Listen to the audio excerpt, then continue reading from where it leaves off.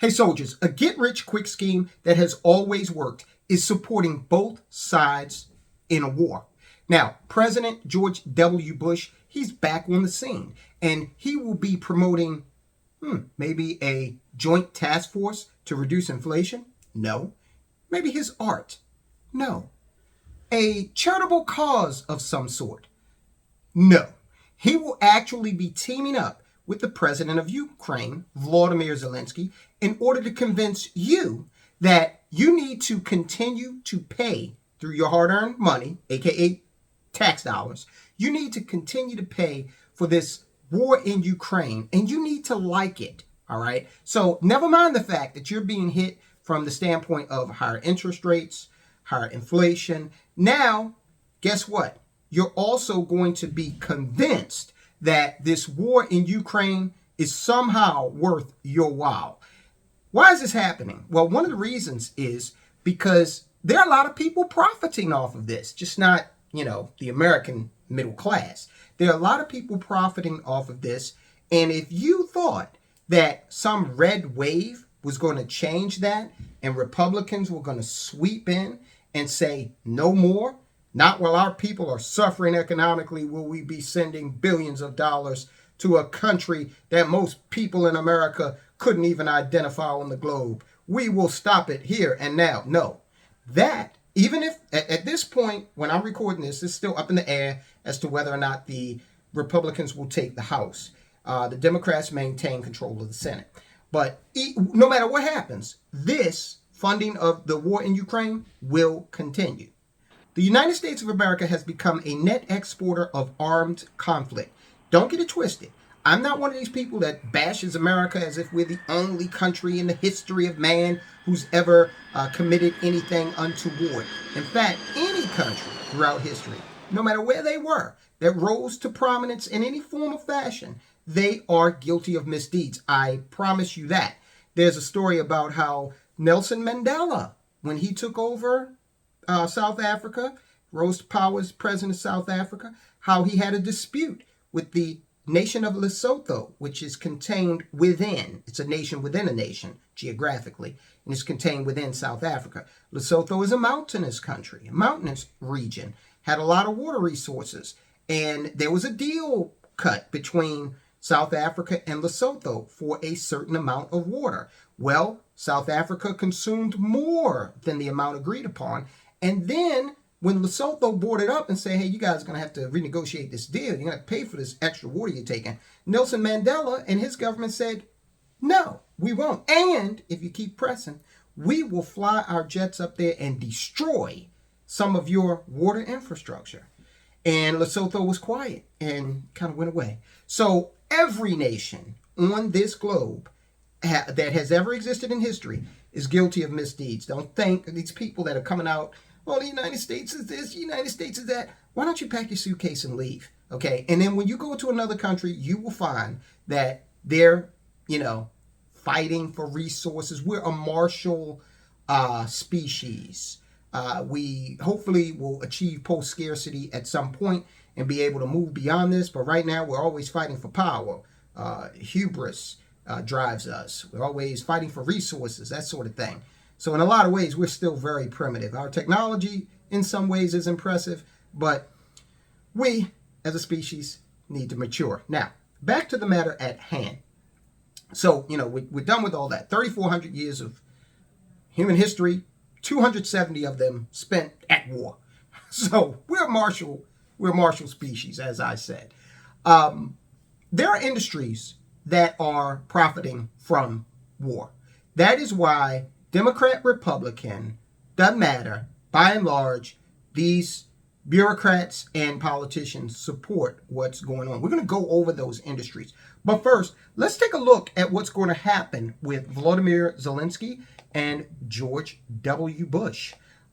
George W. Bush, of course, former president of the United States, and Volodymyr Zelensky, current president of Ukraine. They're going to be appearing at an event next week at the George W. Bush Presidential Center with U.S. government-funded narrative management operations, Freedom House, and the National Endowment for Democracy. Okay? Democracy. You look like you need some democracy, smaller, weak country, and we're going to bring it to you, whether you like it or not. The goal of the presentation will reportedly be to address the completely fictional and imaginary concern that congressional Republicans won't continue supporting U.S. proxy war efforts in Ukraine. So if you were under that impression, even if they take the House, okay, as of right now, that's up in the air. They've got the Senate. Doesn't matter. In terms of this issue, they're going to continue to promote that war. And they're going to continue to do it at your dime. Your tax dollars are paying for this. Former U.S. President George W. Bush will hold a public conversation with Ukrainian President Volodymyr Zelensky next week with the aim of underscoring the importance of the U.S. continuing to support Ukraine's war effort against Russia. The event, which will take place in Dallas and is open to the public, comes amid questions about the willingness of the former president's Republican Party to maintain support for Ukraine. Ukraine is the front line in the struggle for freedom and democracy. It's literally under attack as we speak, and it is vitally important that the United States provide assistance, military and otherwise, to help Ukraine defend itself. This is according to Mr. David Kramer, the managing director of global policy at the George W. Bush Institute. He told CNN that previously President Bush believes in standing with Ukraine. I bet he does. All right, so let's be clear about one thing. The Republicans are all in on this. Okay, I don't even recall anybody besides maybe Rand Paul speaking out about it.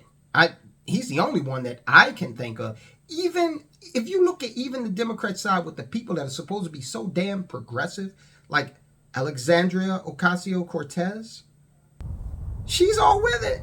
Okay, the squad, the ultra I Hate America liberal little women's group, no problem. Y'all guys want to bomb Ukraine?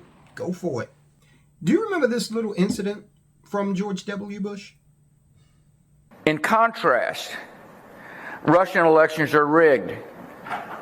Political opponents are imprisoned or otherwise eliminated from participating in the electoral process. The result is an absence of checks and balances in Russia and the decision of one man to launch a wholly unjustified and brutal invasion of of Ukraine. All right, anyway. What a Freudian slip that was. The fact that the president who launched a full-scale ground invasion which destabilized the entire region and led to the deaths of over 1 million people is now narrative managing for the U.S. empire's current aggressively organized intervention says everything about the nature of this war. So look, George W. Bush is a Republican. He's coming in. This is a Democrat presidential term we're in now. President Biden has decided to go into this. Bipartisan agreement on that. They can't agree on anything that benefits you, but they can definitely agree on this. And there's a reason why. We're going to get to that in a minute. But listen to this. Also appearing with Bush will be the leader who's slated to become the face of the U.S. empire's next proxy war, Tsai Ing-wen of Taiwan. Taiwan's president, Tsai Ing-wen, will also take part in the event next week. She will deliver a recorded message in which she is expected to underscore that the struggle for freedom is a global challenge. I want to mention something about Ukraine before we go further.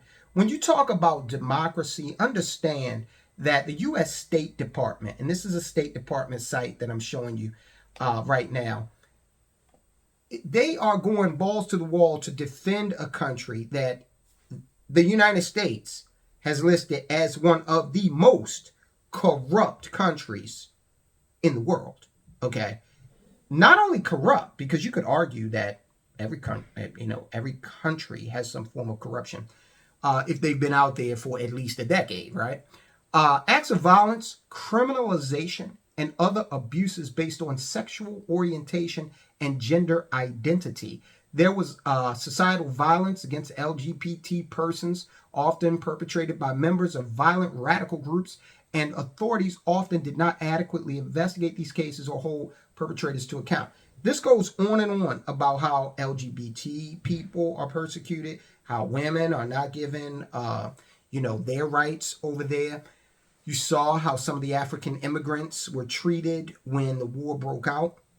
So all the things that the liberal or infrastructure here in America says that they stand for, yet and still they are giving, according to Vladimir Zelensky, $1.5 billion a month to an organization that the U.S. State Department calls corrupt and says does not respect the rights of LGBT citizens or women or blacks. But none of that matters because this is, at its essence, it's a money-making operation, okay? And they're not worried about black, they're worried about green. Now, some of the industries that are profiting from this include the banks. Would you believe that with all of these sanctions flying around, there was a loophole carved out for the banks?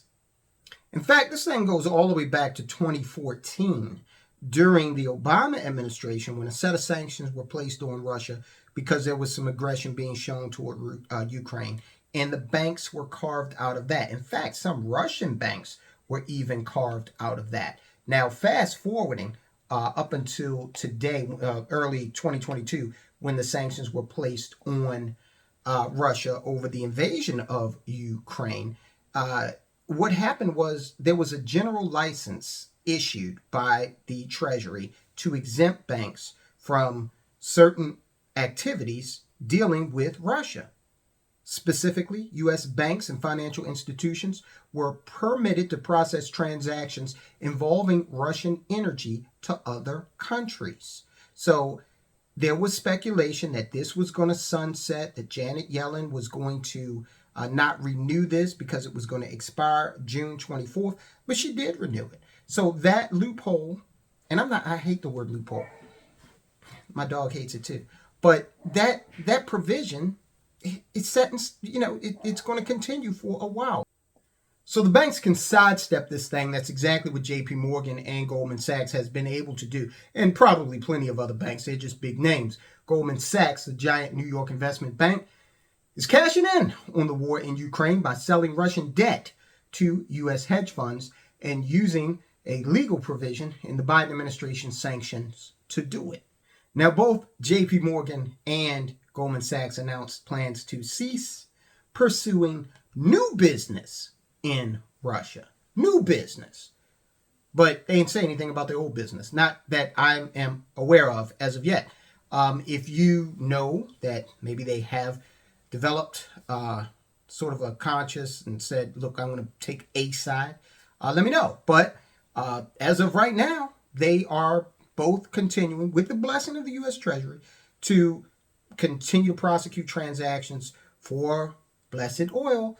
And look, I am not one of these snowflake people. I understand that we need petrol products. We need oil. I'm not complaining about it. See, people can put themselves in a situation where they get real sanctimonious because, we over here in the West, we can be real, puff our chest out and complain about the ills of society right before we jump in our car, our SUV that takes all of this gasoline, and drive to, the nearest supermarket and be able to get whatever we want. So it's kind of duplicitous. I'm explaining this from the standpoint of looking at it financially. As the world scrambled to defend Ukraine by locking down Russian money, Goldman Sachs acted as a broker between Moscow's creditors and U.S. investors, pitching clients on the opportunity to take advantage of Russia's war-crippled economy by buying the country's debt low now and selling it higher later, according to 4 financial world sources familiar with the strategy. Now, look, it's not illegal. They've been given permission to do it. I want to continue to stress that. Goldman Sachs and JP Morgan, remember, these are companies where you get big-time officials like Hank Paulson was a bigwig in Goldman Sachs at one point. And he turned out to be, he went on to be Treasury Secretary. And of course, he was under Obama. There's nothing illegal about brokering Russian trade debts. In fact, the Biden administration gave investment firms a green light to trade in Russian assets. Ain't nothing illegal about it if you're in bed with the people who make the laws. So is this the kind of business that is, there are a lot of people throughout the ages who have made a ton of money in this way. In essence, they are supporting, to an extent, both sides. And look at this little sleight of hand, this little regulatory sleight of hand that allows the money to keep flowing. When U.S. officials sanctioned Russian banks, it became illegal for U.S. companies to do business directly with major Russian financial institutions. But the Treasury Department's Office of Foreign Assets Control issued a memo affirming the legality and legitimacy of trading Russian assets in secondary markets. So you can't do business directly with Russia, but you could go to a third party, like, for example, Italy.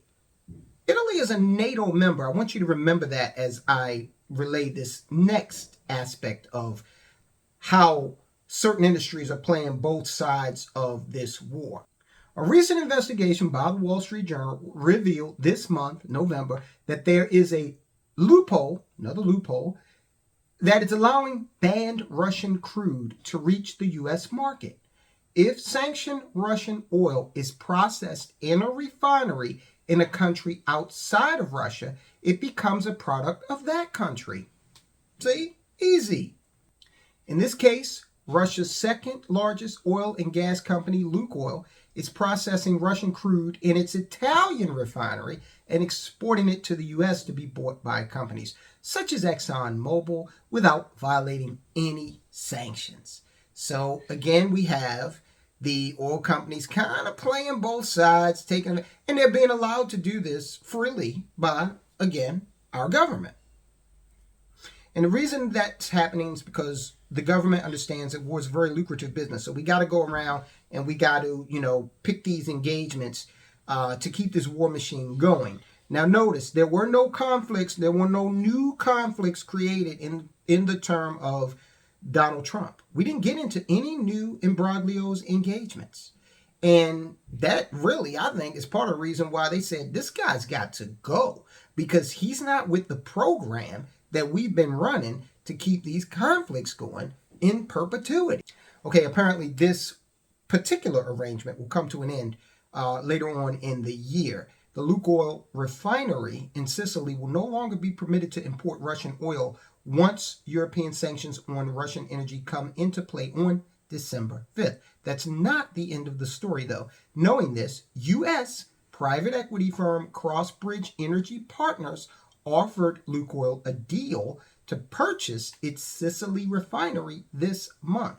Lukoil reportedly rejected the offer due to doubts about whether Crossbridge could come up with the money to buy the facility. It's probably not so much them being able to come up with the money.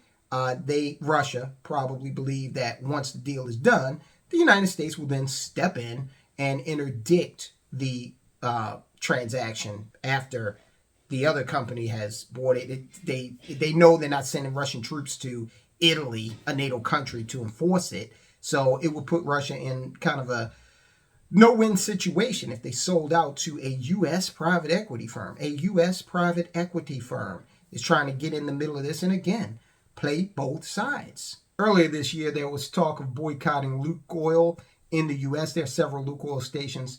I fought a fire when I was a firefighter. I fought a fire at a Lukoil station before. There are several stations in America, but boycotting them would just be tantamount to hurting little gas station owners, okay, who are in no way connected to Vladimir Putin, right? So that's a silly idea. Americans are always talking about boycotting something. Last boycott that was successful was King's Montgomery bus boycott. These companies are too big and powerful and well diversified across the globe for, a boycott to work. There's a way to do it. I will get into that in a different video, but this isn't the way to go.